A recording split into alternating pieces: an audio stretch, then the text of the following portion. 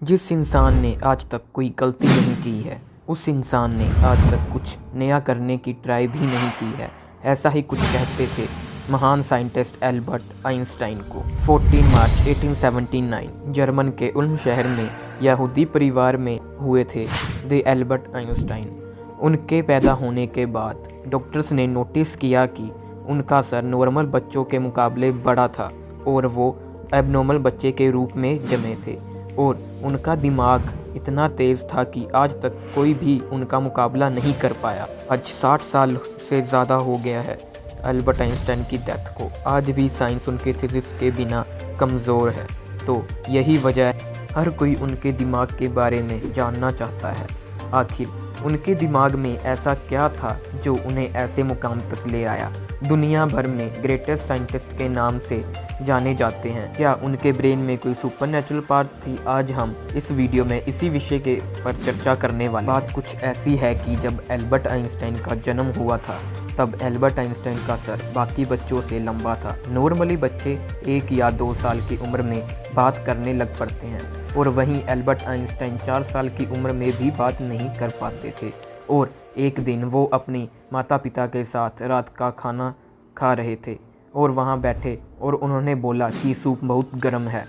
और ऐसा सुन के उनके पेरेंट्स हैरान हो गए और बहुत खुश भी हुए। जब उनसे पूछा गया कि तुम अब तक क्यों नहीं बोलते थे, तो आइंस्टाइन ने बहुत ही अजीब सा जवाब दिया कि अब तक तो सब कुछ सही था।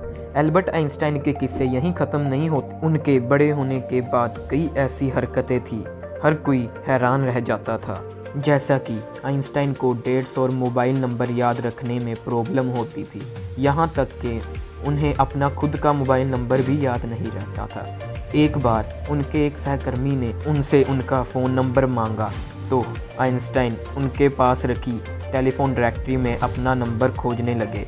यह देखकर सहकर्मी ने चकित होकर बोला, आप अपने खुद का फ़ोन नंबर क्यों याद नहीं रखते? तो आइंस्टाइन ने कहा कि मैं ऐसी चीज़ों को क्यों याद रखूं जो बुक्स में मिल जाती हो। तो आइंस्टाइन कभी भी जूतों के अंदर मोज़े नहीं पहनते थे, क्योंकि उनके पैरों की उंगलियां इतनी बड़ी थी, उनके पैरों की उंगलियों से मोज़े फट जाते थे, इसलिए उन्होंने मोज़े पहनने ही छोड़ दिए थे। यहाँ तक उन्हें अपने जूतों के फित्ते तक बांधने नहीं आते थे। दोस्तों, आइंस्टाइन हमेशा कहते थे मेरे अंदर कोई ख़ास चीज़ नहीं है, बस मेरे अंदर क्यूरियोसिटी कूट कूट कर भरी है। और आपको यह जान के बहुत ही हैरानी होगी कि आइंस्टाइन हमेशा से इतने बुद्धिमान नहीं थे, बल्कि वो पढ़ाई में बहुत ही कमज़ोर थे। ये उनकी गिनती बेवकूफ़ बच्चों में की जाती थी। उनकी कुछ हरकतों की वजह से उन्हें कुछ लोगों ने तो शारीरिक रूप से विकलांग कहना भी शुरू कर दिया था। खास करके आइंस्टाइन की टीचर्स भी उन्हें पसंद नहीं करती थी, क्योंकि वो मैथ्स और साइंस के अलावा सब सब्जेक्ट्स में फेल हो जाते थे। और बचपन से ही आइंस्टाइन को किताबों में कोई रुचि नहीं थी। इसके बावजूद भी उन्होंने दुनिया के सामने साइंस की कई ऐसी थीसिस पेश की जिसके बिना साइंस आज भी कमज़ोर है, और यही वजह उनका दिमाग आज भी चर्चा का विषय बना हुआ है। और 18 अप्रैल 1955 आइंस्टाइन की मृत्यु के बाद पैथोलॉजिस्ट डॉक्टर थॉमस हार्वे ने उनके परिवार की अनुमति के बिना ही उनके दिमाग को रिसर्च के लिए निकाल लिया।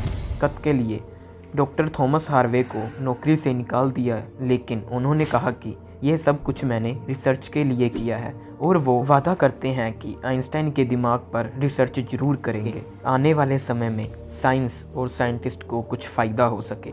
लेकिन रिसर्च के परमिशन ना मिलने पर डॉक्टर हार्वे ने आइंस्टाइन के दिमाग को एक जार के में कैद रखा। फिर आइंस्टाइन के बेटे हैंस एल्बर्ट आइंस्टाइन की अनुमति के बाद डॉक्टर हार्वे ने आइंस्टाइन के दिमाग पर रिसर्च करना शुरू कर दिया। सबसे पहले उन्होंने दिमाग का वज़न किया और उसका वज़न 1230 था। नॉर्मल इंसान के दिमाग के बदले छोटा था, क्योंकि दरअसल एक इंसान के दिमाग का वज़न 1400 ग्राम होता है। इसके बाद डॉक्टर हार्वे आइंस्टाइन के ब्रेन के 240 टुकड़े किए और उन टुकड़ों को दुनिया भर में मशहूर रिसर्चर्स के पास भेज दिए, ताकि वो अच्छे से देख पाएँ कि आइंस्टाइन के दिमाग में ऐसा क्या था जो बाकी आम इंसानों में नहीं था।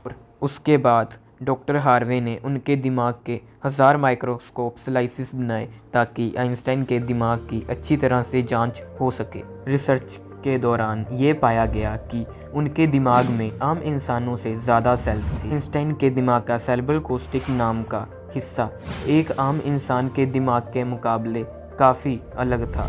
दरअसल ये सेरेब्रल कोर्टेक्स नाम एक दिमाग का एक ज़रूरी हिस्सा होता है जो कि दिमागी प्रोसेसर के लिए मेन इफेक्टर माना जाता है, और यही ऐसा हिस्सा होता है जो कि अजीबोगरीब तरीके से विकसित होता है। और साइंटिस्ट का मानना है कि यही वजह थी कि उनके दिमाग असाधारण तरीके से सोचता था। जब साइंटिस्ट की आइंस्टाइन के दिमाग को फर्दर एग्जामिन करना शुरू किया तो वो बिल्कुल हैरान हो गए कि उनके ब्रेन